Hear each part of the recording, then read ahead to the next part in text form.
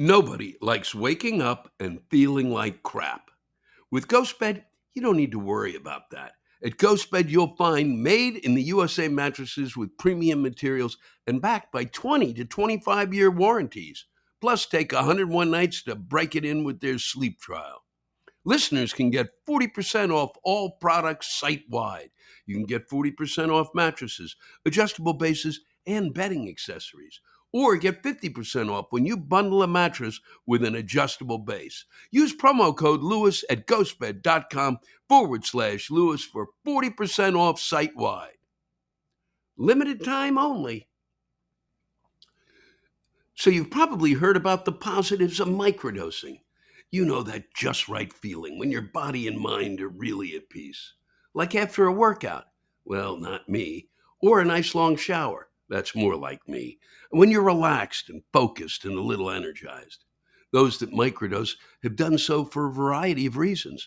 It might be for pain management or to reduce anxiety, maybe to get in the zone creatively, focus to get some work done, or they might just need it to wind down the day and get some restful sleep. Today's show is sponsored by Microdose Gummies. Microdose Gummies deliver perfect entry-level doses of THC that help you feel just the right amount of good or get just the right amount of sleep. That's what I use it for. And when I do, I take Cotton Candy Kush or Granddaddy Sour OG. It helps put me to sleep and it helps me stay there. And I finally get some rest. Microdose is available nationwide. And to learn more about microdosing THC, go to microdose.com and use code Lewis to get free shipping and 30% off your first order. Links can be found in the show description. But again, that's microdose.com and code Lewis. This could all go horribly wrong at any minute. Hello there, and welcome to the 135th edition of Lewis Black's Rantcast, entitled $8.99. And we'll be getting to that in just a second, but a few things I'd like to get out there into you and to the folks in Ireland. I really need to get the word over there, and I'm doing everything that I can. And it's this being one of the few places I can do it is from my cable access studio. I'm coming to Dublin. I've mentioned this a couple of times. I will be in Dublin at the Liberty Hall Theatre on September 1st. On September 10th, I will be in Galway, which I've never been in, and I will be performing at the Royce and Dub. And I'm really thrilled to be getting back there. I couldn't be more excited. I used to perform for years in the Kilkenny Comedy Festival, which is just one of, well, maybe been the greatest festival that in the world, as far as I'm concerned, because besides being able to spend time with the incredible group of Irish comics and the British comics who were there, the Americans, where I first met, who I eventually toured with. Mitch Hedberg, and it was just a great festival because there were no industry people there, nobody wandering around going, well, we could do this for you, and we could, you just dyed your hair fuchsia, we could really turn this into $1 billion industry. And I had been hoping to be able to get set on to tours throughout Ireland and Scotland and England. I was really hoping. It didn't work out. But it was probably all for the best, because after the amount of time there, 5-6 days, I really needed to take my liver home. And but it was just great to appear there. So coming back, I will be September 1st and September 10th, and I couldn't be happier to be back and performing for. In Ireland again. It's I've always enjoyed it. It's the people there are terrific. The country is great. And if the climate were better, and who knows, it could be at this point. It could change. We don't know the way things are going. I know that the climate here has lost its fucking mind this summer, as many of us have experienced, and many of you were really worse than I have. And so who knows? It could turn around, but I would Ireland is one of the first places outside of the country. I said, God, I could live here. There's a you go, the pub is the pub, and it's great, and there's great Guinness, and that's another reason I'm thrilled to be back there. I mean, the best Guinness on earth. So, but those Irish pubs are it's a great gathering place, and it's warm, and the people are just terrific and really share they get up and sing, for Christ's sake. Okay, I mean, somebody will get up, start singing, then they'll sit down, and somebody else gets up and starts. I mean, I just loved every minute of the time I've spent there, and I love going back. As a matter of fact, I feel like I keep talking about it so that I can conjure it in my head, and I'm sure that those of you listening going, shut up and move on, and I will. Because I wanted to tell you it was just a pleasure to be in a part of the lineup in Las Vegas at Bert Kreischer's Fully Loaded Comedy Festival. Wow. Wowie zowie. That was a group of comics, and really a pleasure to work with all of them. And it made for just a really great night. Starting with Carter Cruz, who did as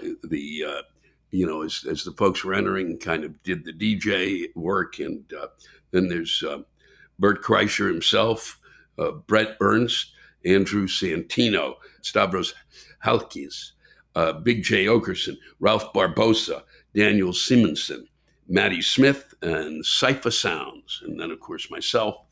And it was just great to hang out with them. And many of them I didn't know, and I'm glad that I saw them and get to meet them and spend time with them. And Brett Kreischer is just, I have to say, a generous and terrific guy to share his audience and his stage with all of us. And I mean, he's got an audience out there. And I have to say, we were in an arena. So that was one of the reasons I really wanted to do this, besides getting to meet Bert and the others.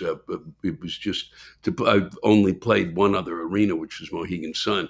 So I wanted that opportunity, and I was freaked by it a little. To be honest, I was. I thought this could be really rugged, and this audience was remarkably attentive. I mean, to the point of shockingly so in a room that big. They get comedy, and they listen, and they really have a respect for it.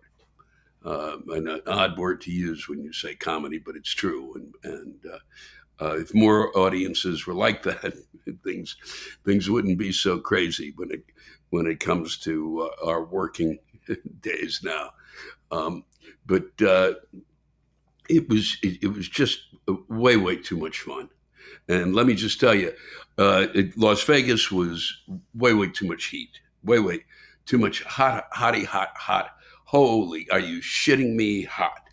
And not even, really still not as hot as it apparently is in Phoenix and Scottsdale and in chunks of Arizona and Texas. And are you shitting me? And then it was the hottest day ever, I guess, in Death Valley or something, the hottest that's ever been on the planet. Good God. And it's been hot here, but Vegas really was like, it's a dry heat. No, not dry fucking enough. I'll tell you that. Not dry fucking enough. It was kind of brutal is what it was. And I was out in it a bit, and because I really wanted to see it. I hadn't been in Vegas in 4 years. And they have now, let me just tell you, in the 4 years I've been gone, they have now, in every available piece of land, have jammed something that you would have to spend money at. It could be as simple as a Target, or as complicated or as insanely upscale as a Louis Vuitton. But they're everywhere, and it's everything is they're just jam shit in.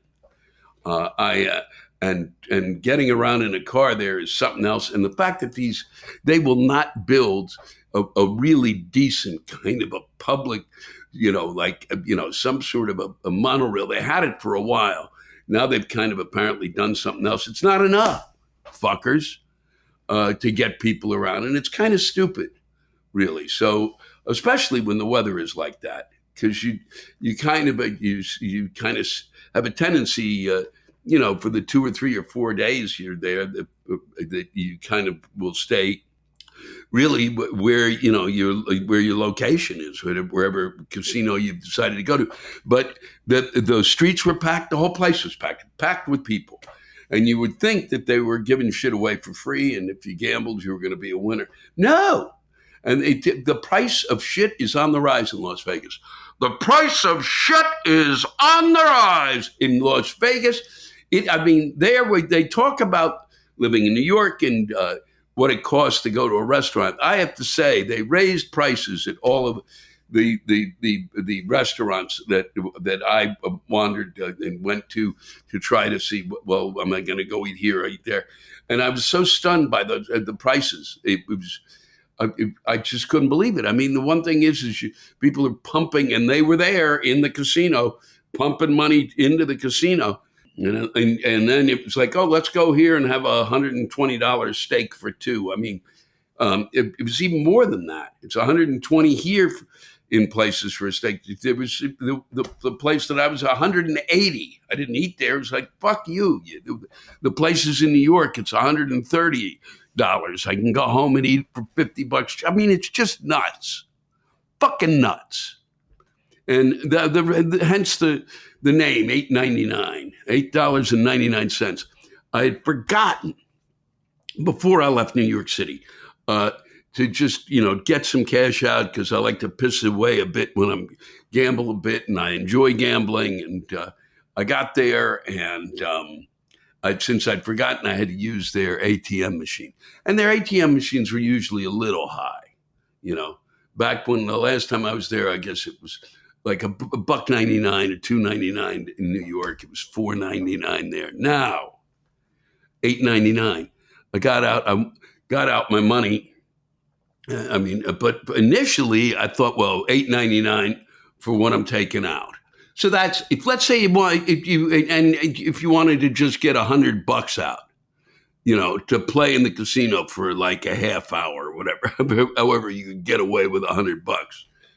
Nickels would be the best angle, or maybe quarters. They take $9 out. It's called in gambling terms, I guess it's like $9 out of the 100. So the house has already raked $9 before you sat down at the table. You're sitting down with 91. That's bullshit on a stick, and we will leave it at that. I found that appalling. Okay. No reason for that whatsoever. None. And so I found it a little stranger than it used to be. And it's like somehow during the pandemic, they feel, I guess, and it was probably tough for them. But my God, they were making it hand over fucking fist before.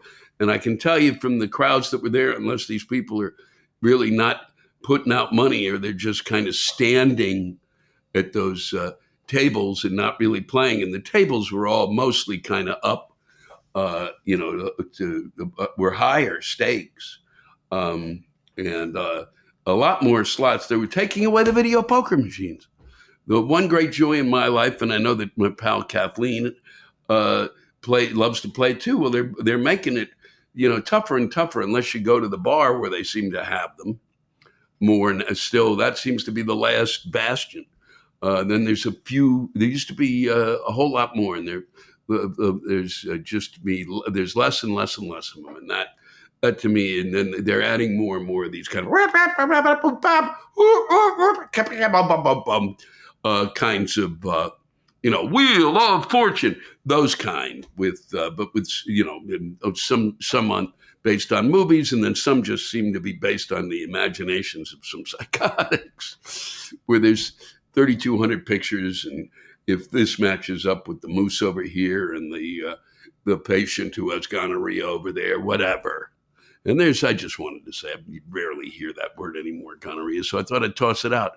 But so it was really just crazy. But it was, I really thank Bert and the troupe for that I could join up. And it made, and I'm going to be, hopefully going back there and perform, because it won't stop me from taking another good long look. Maybe I missed something.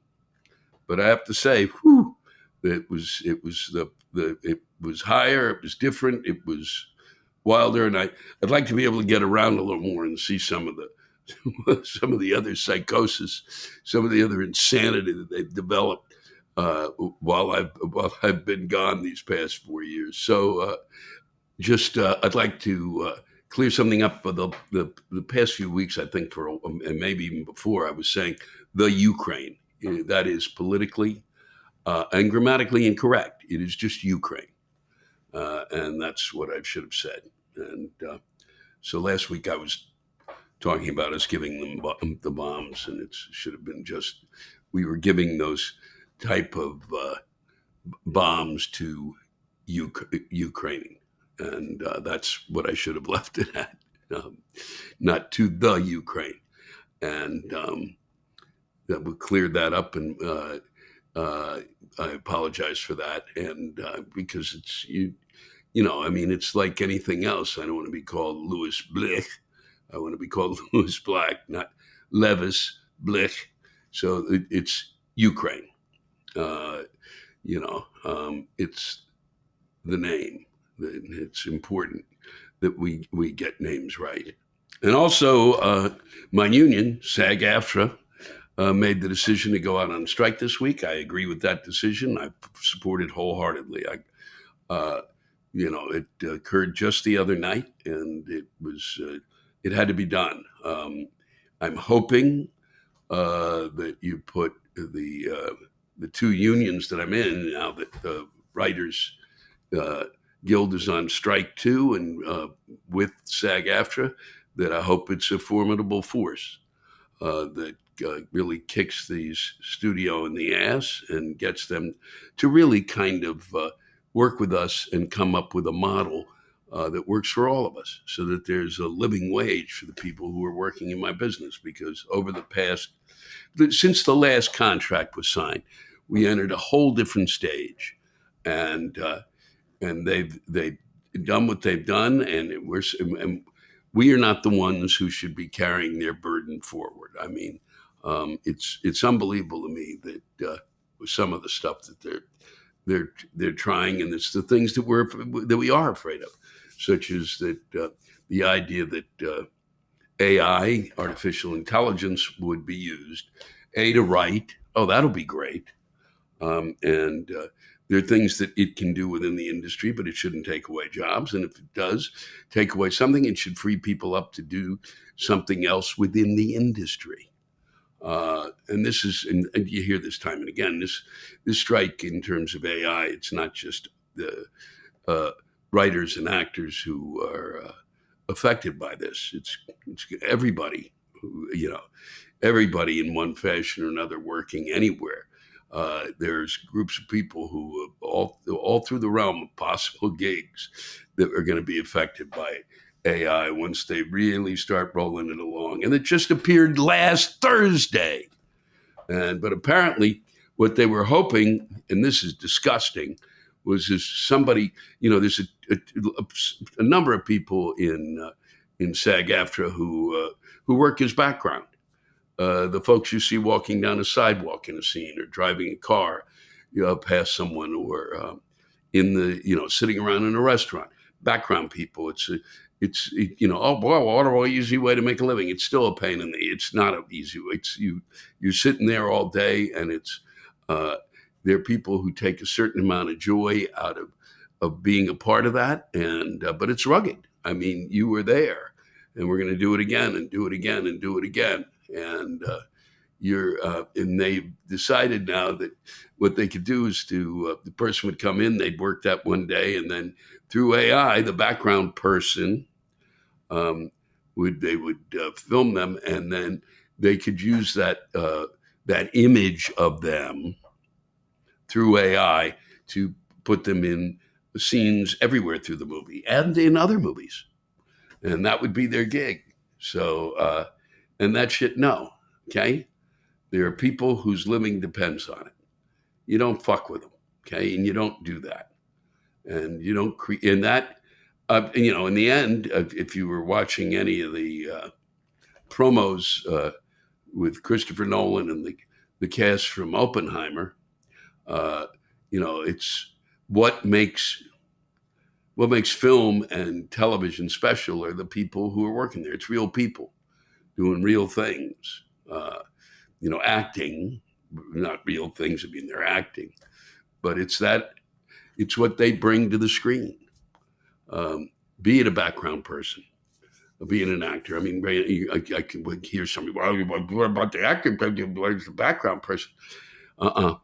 It, it is important, as far as I'm concerned, for that person's livelihood and for the art itself, for that person to be real and not an image. Um, and unless if after I pass away they want to take my image and can generate some more income out of it, great.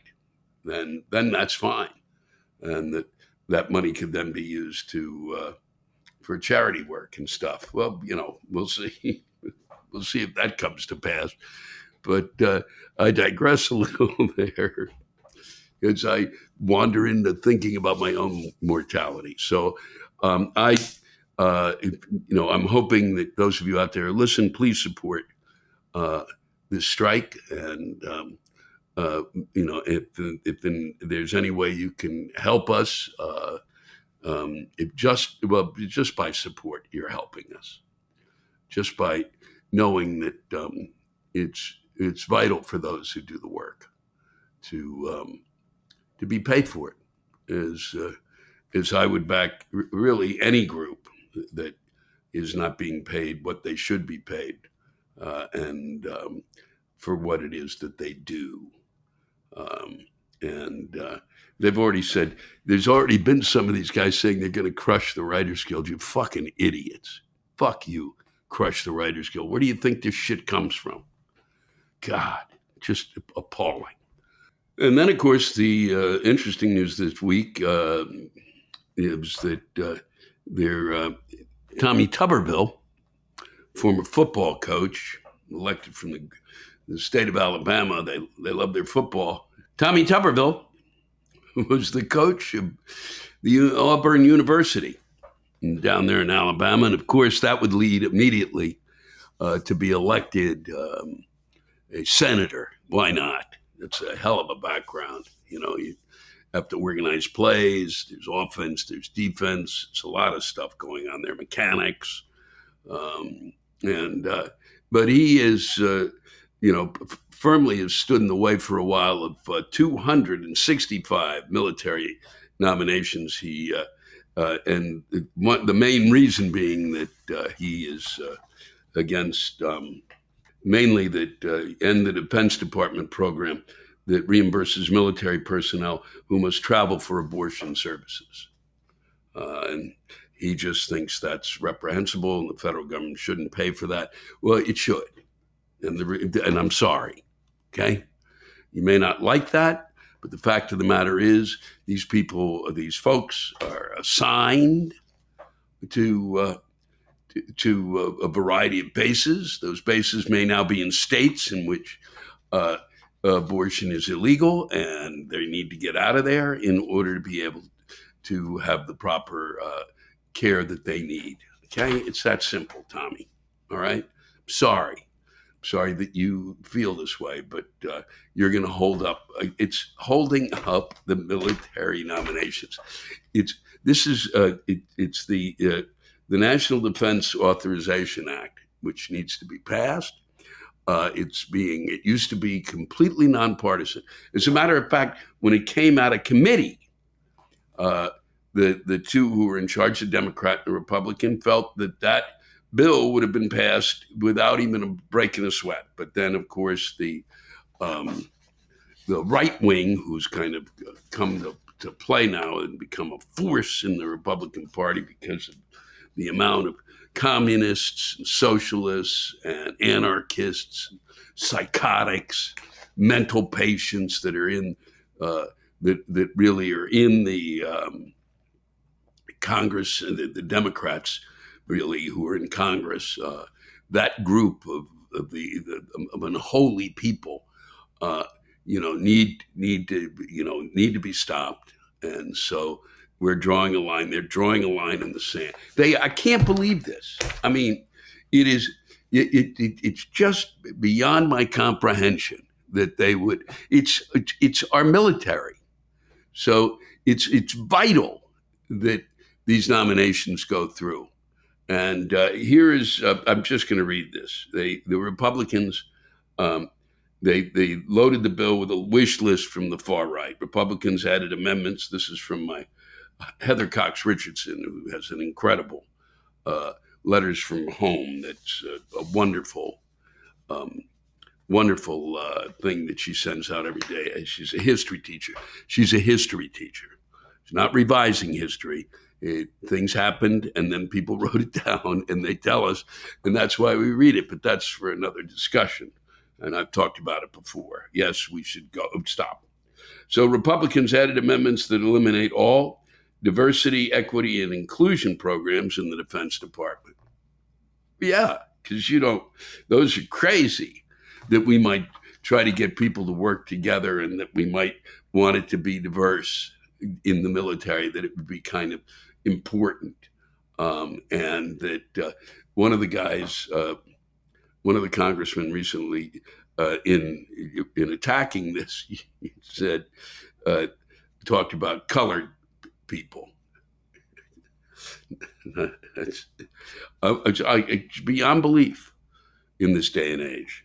I mean, that's just something your brain has to go, okay, we're going to put that in a lockbox until I get home and tell my kids about colored people. What are you shitting me? Also, they're going to bar health care for gender transition. That really bothered them. Prevent the military academies from using affirmative action in admissions, an exception the recent Supreme Court decision allowed. That it was an exception that they allowed. It was an exception that the recent Supreme Court decision allowed. That was an exception, but they took that exception away. Really? It's important that we. No, I can't believe I have to argue this stuff. How that people who've been through this and fought for these things, and that is their what they've devoted their lives to, and that is really their job, and they've chosen that path. That they have to go through this nonsense again is beyond my comprehension. I just can't figure that out. And block the Pentagon from putting in place President Biden's executive orders on climate change, because God knows it's really working out in terms of this. It's really extraordinary that we're right on it. This is, I don't know what it takes, but it's now over the top. The hottest, the hot, too hot, stupidly hot. What do they think's happening at this point? Stop it. Stop with the fucking mythology being created. Okay? People are dying because of this shit. Just let's try a little. All right? This is, it's hyperbole. Yeah, it's hyperbole. You're going to be killing your kids. It's that simple. If this shit keeps up, if we don't deal with it. All right? Maybe I'm wrong. Maybe there'll be a miracle. Maybe before that happens, the rapture will occur. So you don't have to worry about it. There's some people who actually believe that's why you don't worry about it. But God. All right. And then, prevent schools associated with the Defense Department from teaching the United States of America's races, because that's what they do. That's really what those schools do. They're basically, that's their main reason for being. We're going to teach you reading, writing, arithmetic, and and America is racist. No. Okay. You're not, by talking about slavery, you're not saying that. It's people aren't, God.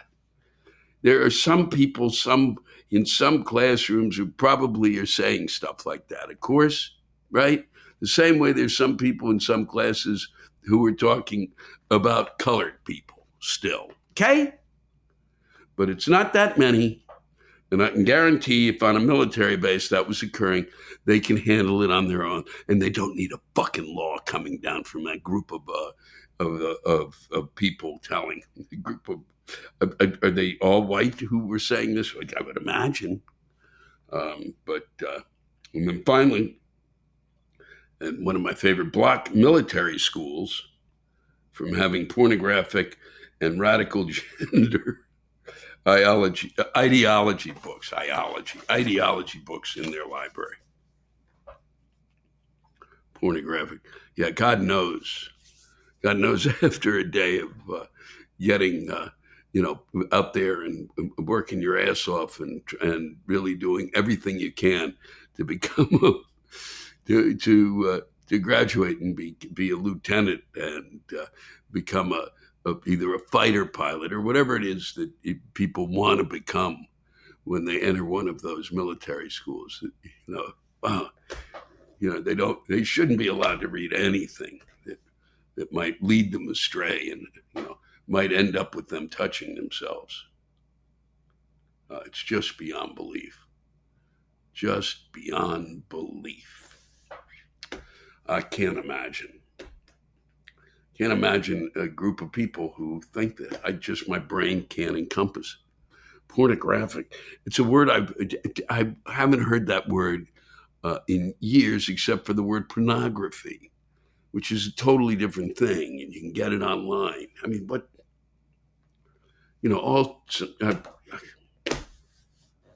they got to stop it. Okay, we're going to go back to censorship now at a military school. You fucking trust people to read shit and enjoy it, and I guarantee they won't be walking around campus, everybody in their uniforms with their hand in their pants. Okay, I can guarantee that. So Tommy Tuberville, get out of the way, and the rest of you who have come up with these idiotic amendments to a basic military bill that needed to raise the wages and you're getting what you wanted, which is is to raise the military budget. So that's the way it goes. That's the way it is, and we are done today. I am done. I'm sure I left a ton out. I always do, and I would rather sit here with you and continue to talk because it's 5,000 degrees out, but I'm going to go, and relax for a while and get over what would just be, this would just get angrier and angrier and I'd start throwing shit. I'm really fed up. I'm really tired of watching what is going on. I'm really tired of people saying, oh, you're up. I'm not going to go into it. I'll get into it next time or the time after that, or I've already gotten into it and don't even remember.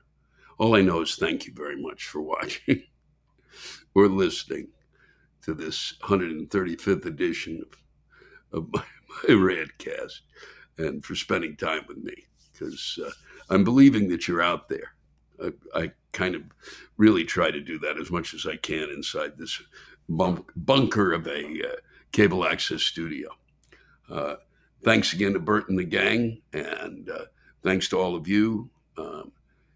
I hope you enjoy as much as I did. We got some great rants and some interesting things that have been written this week, and continue, please, to get them in, because it's really fun to be back and be able to start reading a lot of stuff now that's new.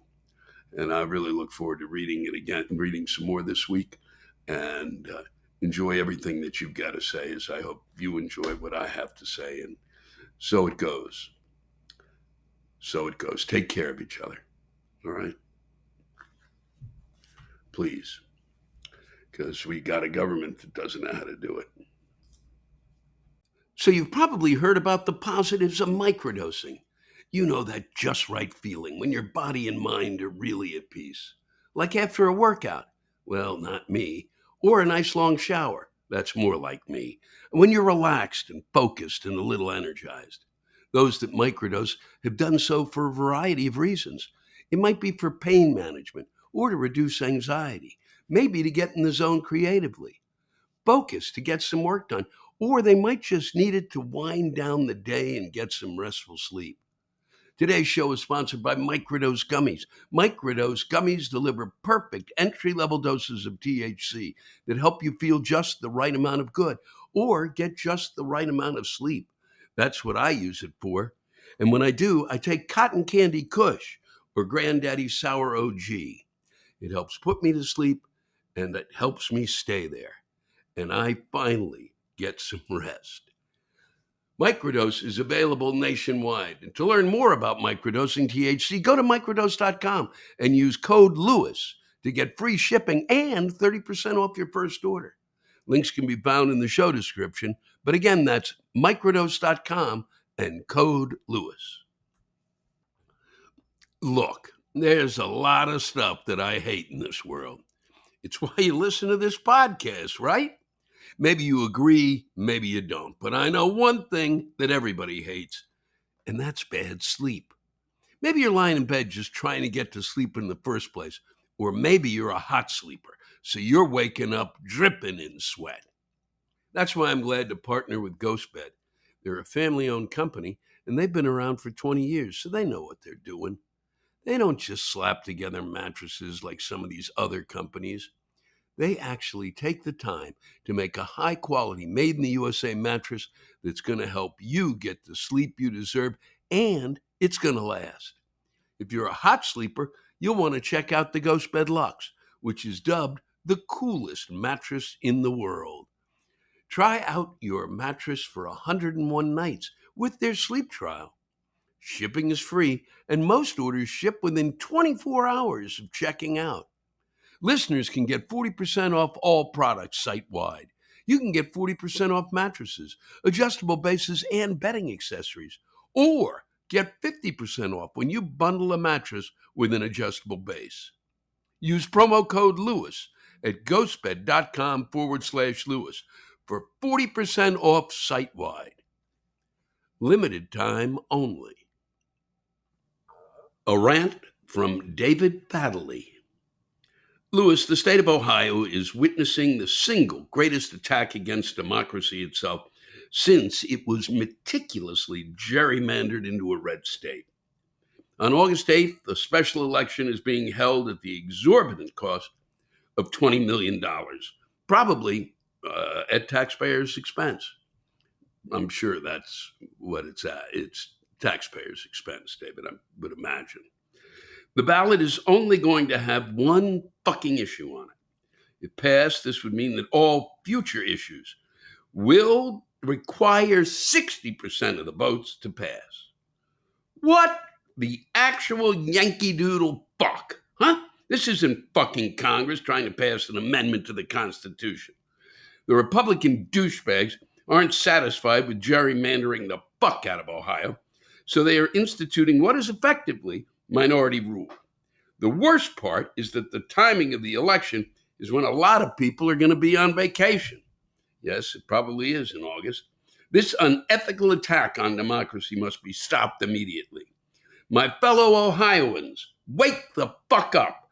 Get to the polls on August 8th and soundly defeat this issue. Protect our right to one person, one vote. This may be our last chance to do so fairly. Well, I can see where I'm a bit upset, David. I certainly can.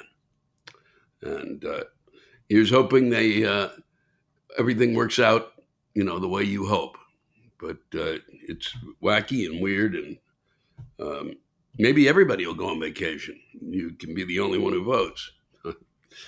Thanks for sending that in, David. Here comes a dandy rant. Did I say dandy? Yes, I did. It's from Scott. He doesn't want his last name mentioned, and I shall not. He'd like to remain anonymous. But he has written something that I truly enjoyed because it harkens back to some of the earlier rants that I got and that continue to roll in from time to time that really get right to the heart of what is wrong with this country. Dear Lewis, I hope you're doing fine. You're my favorite comedian of all time. Well, who can blame you? No, I appreciate that, Scott. I've listened to your material since I was a teenager. To put that in perspective, I'm 29. I can't do the math on how long I've been a fan of yours. Well, I can. The math says we're getting old. So here is what is bothering me at this moment is the rants you have been getting in from bullies. Okay, maybe that's a bit harsh, but still. What I'm talking about is the people who say you shouldn't put ketchup on a hot dog. God, I love ketchup. I love mustard. Ketchup is a sweet condiment. Mustard is tangy and delicious.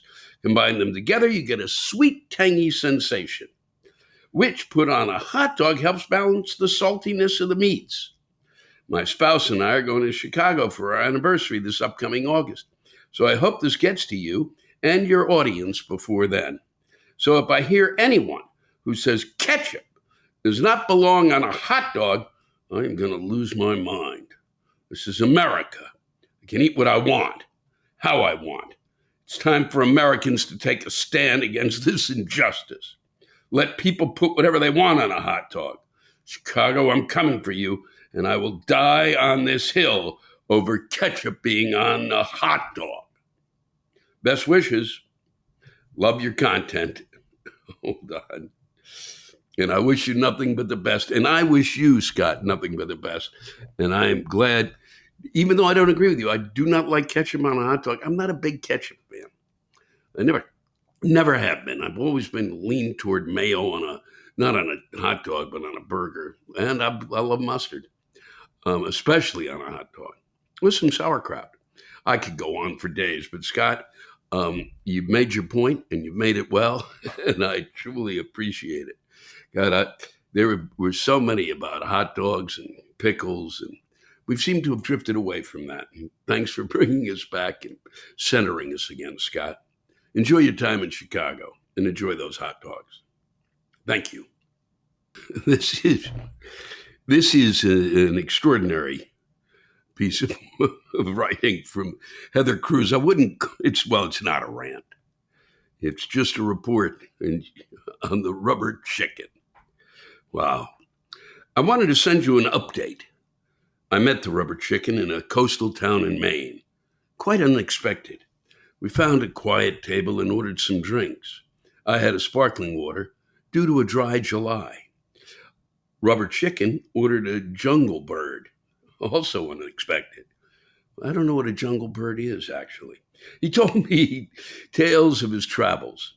He's been working undercover to remove chicken tenders from fast food menus. Well, I'm glad to hear that. His goal is to replace them with Beyond Meat tenders. Understandable. He then recounted several romances he had along the way. A red-haired rag doll, a famous English primatologist, and a feisty porcine diva. I think one of them broke his heart, but he wouldn't say. Always a gentleman.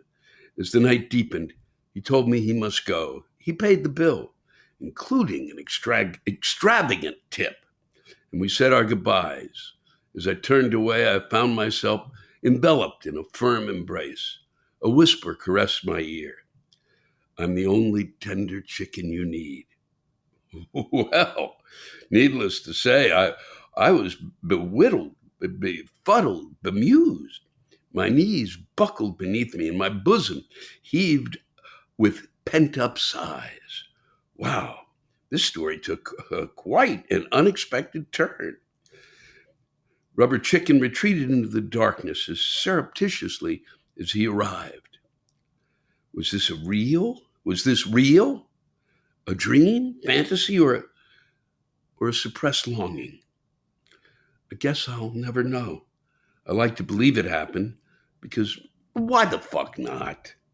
So take comfort knowing that the rubber chicken is doing important work for his community and the greater good.